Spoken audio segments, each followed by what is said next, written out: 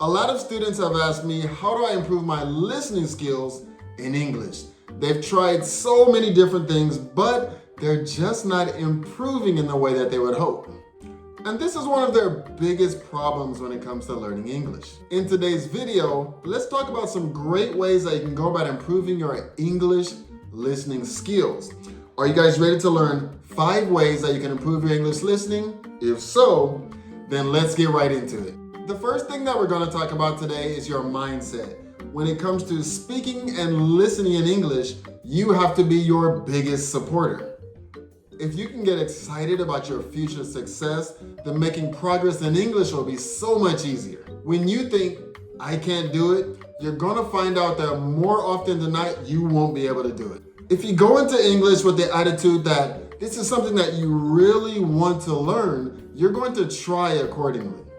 The way that we speak about ourselves affects the way that we behave. I have so many students that speak well enough for me to understand them, but they always start off conversations with, I'm not good at English. If you go into the conversation with the attitude that I'm just not good enough at English, it's going to give yourself an excuse when you do get to something that you can't pick up as easily in that conversation. So really think to yourself, how do I want to show up as an English listener? If you go into a conversation thinking that you do have a chance to understand, you're going to find out that you try harder to listen in that conversation. And this doesn't mean that you're always going to know everything that's happening in that conversation, and that's okay too. So change your mindset towards English and give yourself a chance to improve your listening. Next, try to find different ways to practice your English listening skills.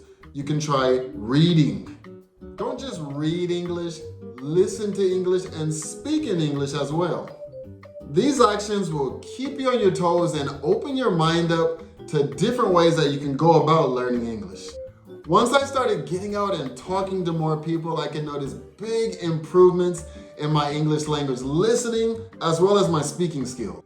Just getting as much practice as possible is going to be a big help. Reading is going to give you a way to control how you learn English. Seeing sentence structure on a page is going to give you ideas about how you want to show up in a conversation. Speaking in English often and to lots of different people is going to give you the ability to pick up on a variety of English accents. You can see the different ways that people speak, pick up on the different nuances and intonation of various types of speakers. Speaking is also going to give you a chance to listen to as many different people in English as possible. And more chances to listen to different speakers is just going to give you more chances to improve on your English. It's possible for you to learn about other topics in English. Branching out into other areas of entertainment, for example, is going to help you build up your vocabulary. Also, you'll be able to improve your memory and comprehension in English. For me, I learned a lot of conversational words and vocabulary just by being on a basketball team when I first got to Japan. Just being able to listen and talk in a setting that I enjoyed was a great way for me to pick up on Japanese, and you can do the same thing in English. It was a great chance for me to get exposed to different vocabulary and phrases. What is something that you would do even if it had nothing to do with English language? Okay, do you have something? Now, is there a way that you can add English to it? For example, living in Japan, I have a chance to do everyday things such as going to the grocery store or the bank in Japanese. So just find something that you love doing and then add English to it. It can be following a recipe from beginning to end in English, or just joining a club that's going to force you to get out of your comfort zone and then use English. Diversify the way that you listen to and learn English to improve your English skills. Next, pay attention to the situation that you're in and what's going on around you, and then just take the opportunity to guess what you think is going to happen next. Learn to anticipate certain responses or vocabulary that you might need for the situation that you're in at the time. And you'll be surprised just by how much that you'll actually be able to understand and follow a conversation like this. If you're at a restaurant, for example, there's probably certain vocabulary or phrases that you can expect.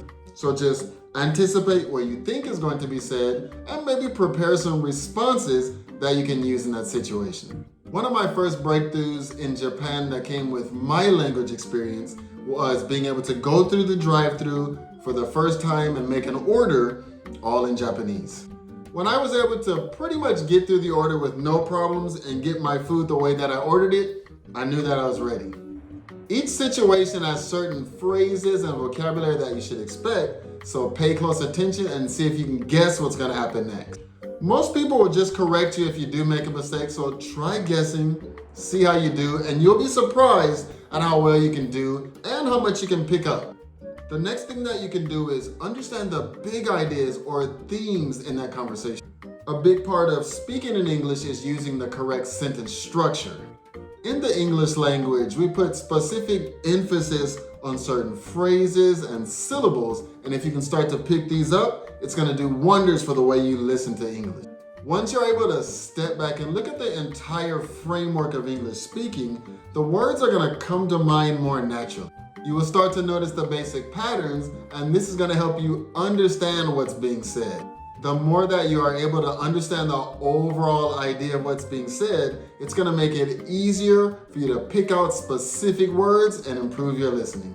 And like I said before, most situations have a certain set of phrases or words that you can expect.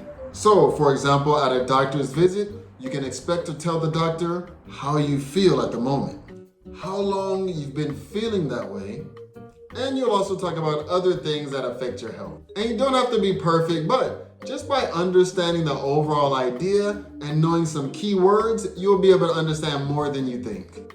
Okay, if you guys made it this far, were you able to understand everything that I talked about today? If so, how about sharing it with someone else that you think this would help? Also, if you want to learn more about how you can use YouTube to improve your English language, check out this video right here. Thank you guys so much for watching. I look forward to seeing you in another video. See you.